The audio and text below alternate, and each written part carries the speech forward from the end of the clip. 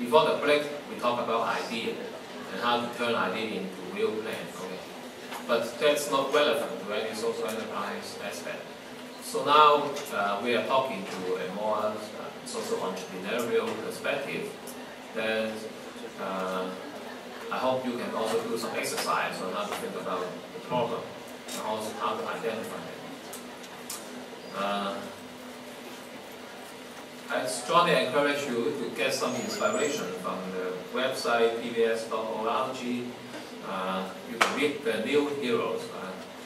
Anyone you can recognize here? Do you recognize anyone here? This one. Mohammed Yunus, the Grameen Bank, the microfinance. He's a Nobel Prize winner of the Peace. Grameen Bank is not a new venture, started since 1970. It has a great social impact to the religious people, women. We're lending money to them and they can start their business. They're not just getting welfare or money for food, they're just using money for doing business. Small money, but make a big change. So how can they do that? Because they have achieved a lot of social innovation. What we call social innovation is you do something different. Three young MBA graduates founded mid-12 volunteer project as an online brokerage firm which brings thousands of highly talented volunteers to bridge the human capacity gap amongst non-profit organizations in India. So you create something, you can get people working together or leading people to move together, and then you can create some impact on that. So it's quite similar that most of our social ventures, social innovation also we come with an idea and then we change something. We want to solve a problem.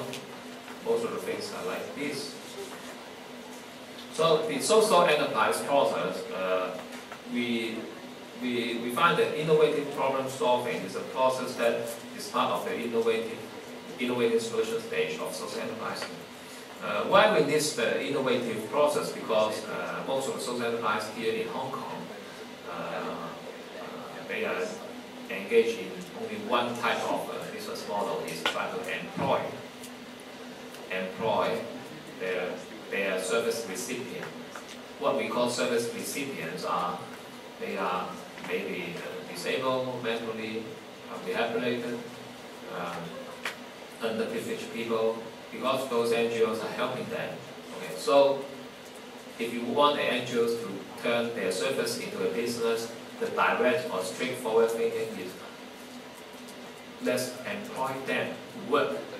Okay, but employment model is not very successful, or it's not a sustainable model in social enterprise, because someone you need to confess that they are not capable to work properly. If they cannot properly work properly, so why force them to work? So sometimes, if you're not creative or just narrow-minded people, you will just let's employ them and get them a happy life, a better living standard, and so on. But that's not feasible. So we try to do something innovative through the process of we call it as an innovative problem-solving process. Okay. This process is organized and a very scientific way to do that. Okay. I don't know whether you can learn this within half an hour or 1 hour, but let's do it. This kind of problem-solving process can be used even if you are not dealing with any social enterprise things. Okay, you can deal with anything. Okay? Because problem-solving is useful every day. So you need to frame or define a problem. Okay? Try your best to ask the right question in solving the problem. So what is the problem? You will frame it properly, and can we state the problem in the most useful way. Now, first of all, you need to understand what is the problem. What is the problem? Problem is when you are not satisfied with the existing situation and you expect a better situation or a goal situation can achieve. So this variance, okay, this difference of situation from existing to expected or to the future situation, we call it a problem. Okay. So normally problem is changing an existing negative things into a future positive things. Okay. So it's a rise, increase, or betterment. A betterment of life, betterment of people's spirit, betterment of everything, situation. So memorize this type of process. Okay. Background disruptive events related to the problem. We need to understand three generic elements. The first is the background. We call it the context, the background behind the situation. The second one, we need to understand the condition that you are not satisfied with. That is the existing situation. And the third one is the goal situation, that is a desirable condition if the problem is solved. Okay. So you have these three elements, then you come up with a solution, and then you build up a problem-solving framework. For example, this is a fishing village example. The background is the fishing villages of rural India in poverty, and they are not using very high-tech fishery equipment. They're using traditional techniques, and normally they will die at sea because of the weather, typhoon, and also maybe get cheated by the middleman for trading and operations. So this is the context, the background is fishermen die at sea, and also being treated unfair on the price. The existing situation, we find that there is no access to accurate information on weather, sea conditions, and food prices. So result in death at sea and being cheated on sales of fish. So this is a situation. So what you want to expect?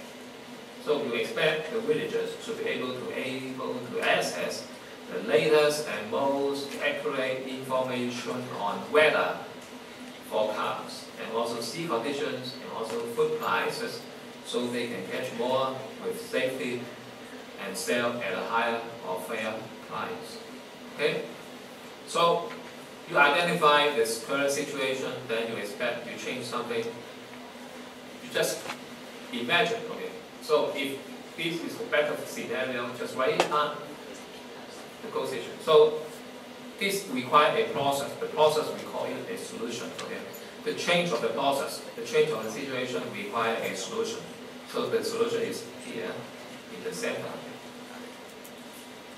So a real example is ventures in development. Okay, Marie So. Marie So is a very famous Hong Kong lady, studied in Harvard and started a very successful social enterprise in China. Okay.